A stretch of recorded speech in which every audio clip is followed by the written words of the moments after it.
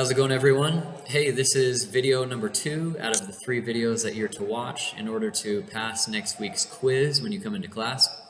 This video here, I'm going to be dealing with the subject matter of God versus science. This video is going to be shorter in nature. It's not going to be as long.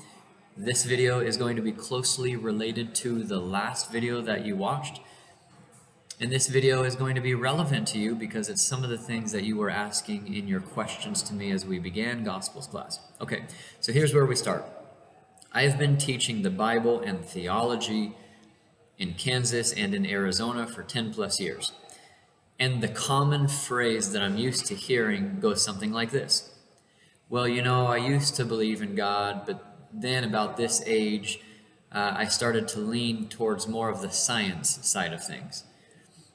In other words, there's this construct of thinking, there's this belief that either you have to believe in God or you have to believe in science, and that you can't pick both. You have to have one and you can't have the other. If you believe in God, then you don't believe in science, and if you believe in science, then you don't believe in God. But that's not necessarily true, and in fact, I think it's very vague in general, and it's not necessarily responsible thinking to go about it that way. So, first, let's deal with this. If you're someone who says, I don't believe in God because I believe in science, my challenge to you would be, you have to ask yourself, what do you mean by science? For instance, if I said, I don't believe in God because I believe in mathematics, or I don't believe in God because I believe in history, or I don't believe in God because I believe in English, what I'm appealing to is an academic discipline. Science is nothing more than an academic discipline. So if you say, I don't believe in God because I believe in the academic discipline of science, I'm actually not sure that you're being very clear or you're being very consistent. Here's what I would encourage. I would encourage you to redefine what you mean by science. Are you referring to historical science, which is the theories and the interpretations of scientists as they theorize the past? Are you talking about the historical side of science and all of their interpretations? Or are you talking about observational science, which is where you put on a white lab coat and you put on your goggles and your mask and you go into your laboratory and you play around with the chemicals and you observe what things are doing under a microscope? There's two different sides to science. As Christians, and let's even just take it more broadly, because in this sense, I don't even necessarily have to speak on behalf of only Christians. I just have to speak on behalf of those who believe that there's a designer, who believe that God exists. So just staying here for the moment, what we don't believe is that if you believe in God, you have to completely reject the academic discipline of science. That's just not true. What we're saying is that because we believe in a designer, we don't necessarily believe in all of the theories and interpretations of historical science. But because we believe in a designer, we can rightfully believe in observational science. So this is going to take us back to the first video just momentarily. What system is a system that has and holds an organized world? You know, what system is one that believes that physical reality is organized, created, and designed? It's the system that believes that God exists, right? Which system is accidental? Which system is just the random result of some accident and explosion in the sky? That falls along the belief system where you begin with the question and you end with the answer of God doesn't exist. Okay, so which world makes more sense? Does it make more sense to put on a white lab coat, goggles, mask, gloves, go into the laboratory?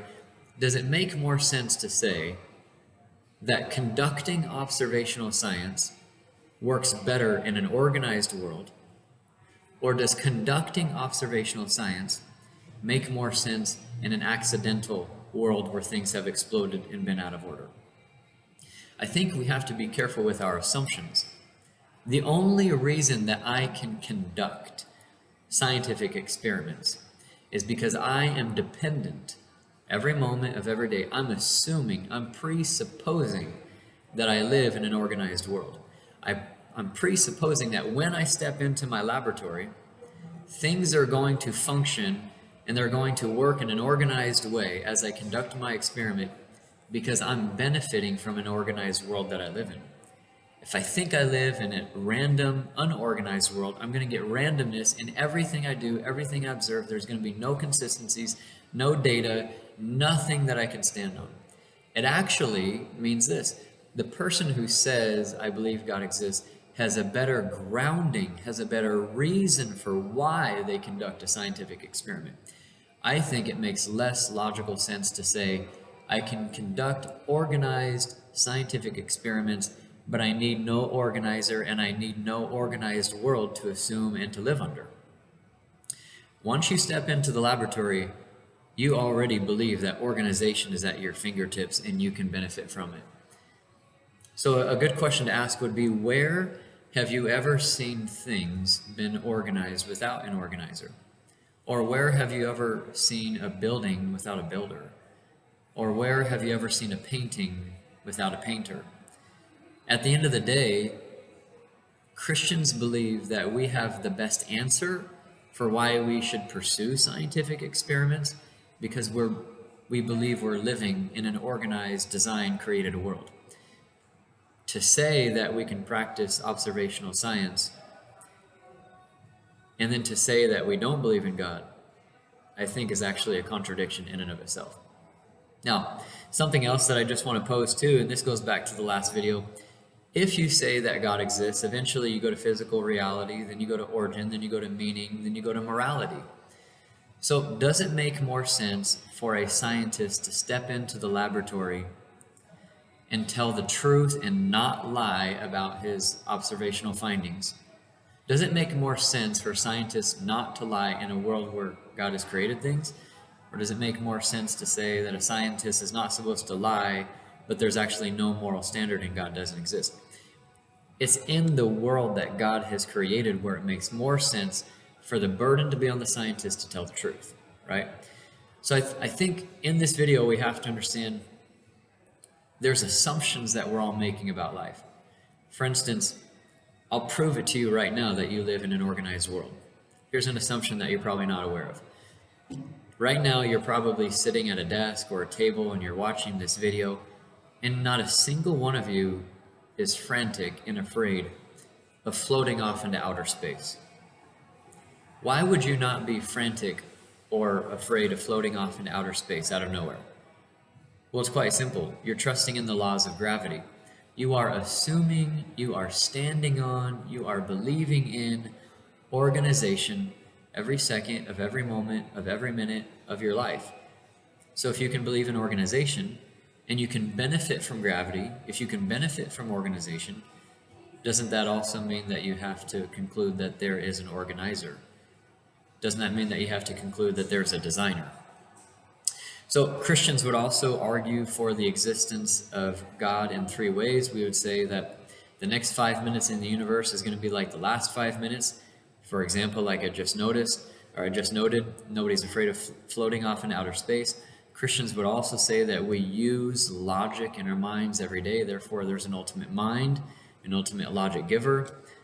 And Christians would say that because God exists, there's also the moral burden, the moral standard to not lie and to tell the truth. So for those who say I can only believe in God or only believe in science, it's really not that. Really, you have to determine if you believe the theories and the interpretation of science. Science doesn't speak, but scientists speak and they say things.